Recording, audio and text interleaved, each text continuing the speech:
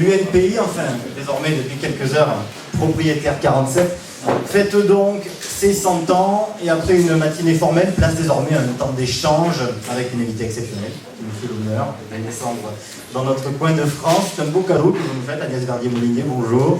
Vous êtes la directrice de l'IFRAP, Fondation pour la recherche sur les administrations et les politiques publiques.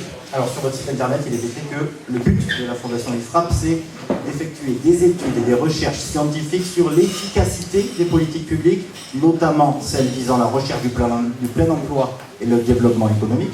Et donc, évidemment, à cet égard, vous êtes une actrice incontournable en tant que directrice du débat public sur la gestion des deniers de la nation. Et le moins que l'on puisse dire, c'est que vous avez des choses à dire sur tous les sujets afférents à cette gestion.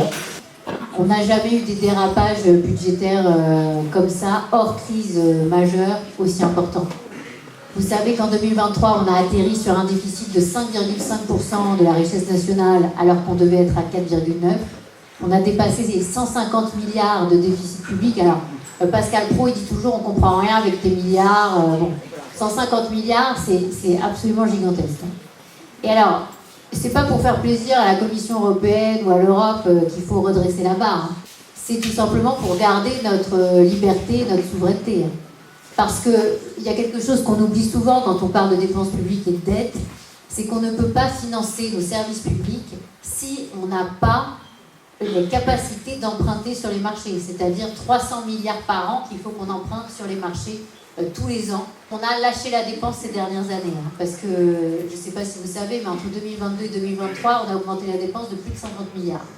Donc, rien à voir avec le Covid, parce que c'est l'argument qu'on nous ressort à chaque fois.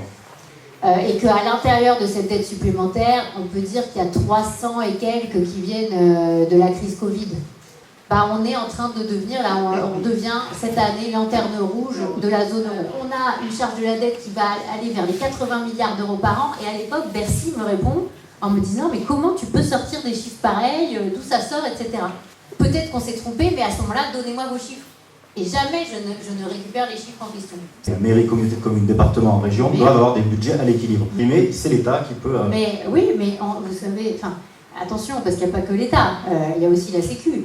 La sécurité sociale, son budget est plus important que celui de l'État aujourd'hui. Vous avez plus de 800 milliards de dépenses sociales et l'État, c'est plutôt un peu en dessous des... Là, vous savez, le budget qu'on veut reconduire pour 2025, le chiffre, vous l'avez, c'est 492 milliards.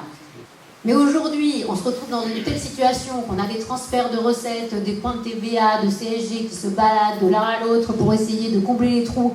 Et à la fin, c'est l'État qui assume l'essentiel du déficit et de la dette.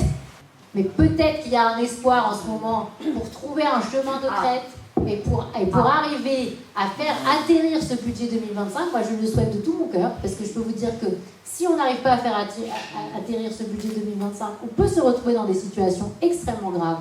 Ça vous va ou pas? Donc je voulais vous dire, pour la devise de la France, on pourrait dire liberté, propriété, fraternité. Nous, en tout cas, à la Fondation IFRAP, on fera tout pour peser dans le bon sens, dans le sens justement de plus de liberté, de plus de propriété, de plus de prospérité,